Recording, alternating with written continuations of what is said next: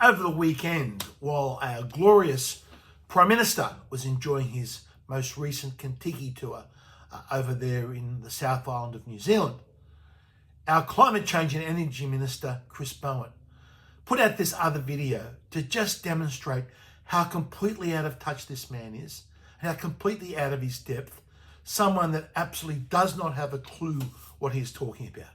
Just watch this garbage he's about to put out. And notice the fancy background music on it for his TikTok videos. Now, Mr. Bowen decides to put on some glasses. Apparently that makes him look quite intelligent. When I walk around the suburbs that I live in and represent, it's not true, one, that climate change is an inner city obsession. You know, I see a lot of electric vehicles where I live, and you know, a lot of multicultural groups come and talk to me about climate change, etc. But it's also where we've got so much at stake. Constituents living in apartments without air conditioning, you know, it gets hotter and hotter. Kids trying to do the HSC and sweltering heat, elderly people, not much tree cover in many parts of the electorate.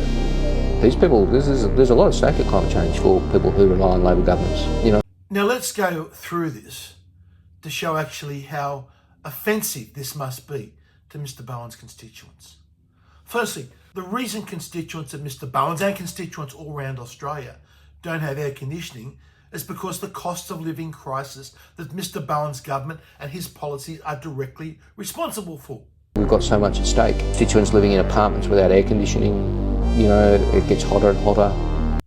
It is this net zero madness that has pushed electricity costs through the roof in this nation, where we are paying 2 and 3 times more than what they are in the USA for people to air condition their homes. That's why people are struggling to afford air conditioning. It is directly the policies of Chris Bowen that's making it harder for people to afford electricity. Secondly, people are struggling to afford electricity because their rents are going up and their mortgages are going up. And that is directly because of Labor's, which Mr. Bowen is a minister of that government, Labor's policies of this excessive turbo migration. When they bring in 1 million people in their first 2 years of government alone without providing enough housing, only 2 things can happen. Rents go up, house prices go up, mortgages go up. That means people have less money in their pocket to spend and less money to afford air conditioning. That is why people are struggling in Mr. Bowen's electorate with air conditioning. And then there's the issue that this excess migration has on creating urban heat islands. It is not climate change that is forcing temperatures up in Western Sydney. The biggest factor forcing temperatures up in Western Sydney is increasing urbanisation and increasing urban heat islands. The more concrete, steel, high-rise apartment towers and buildings that you put in an area, the more that traps the heat and the hotter that area becomes.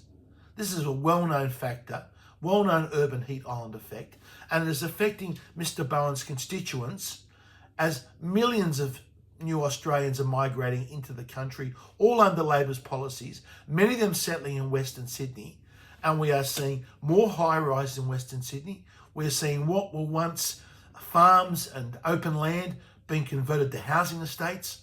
All that increases the urban heat island effect. That is having 100 times greater effect than any benefit that we could get from so-called reducing climate change by reducing our CO2 output. And finally, just to show how out of touch Mr. Bowen is, hear him talk about electric cars. Now, anyone that charges an electric car on the grid in New South Wales overnight is charging their car from coal-fired power. When you plug into the grid overnight to charge an electric car, which most electric car users do, you are plugging into a coal-fired power station. You are increasing demand on the grid, and that demand is met by more coal and gas. It is not meant by renewable energy.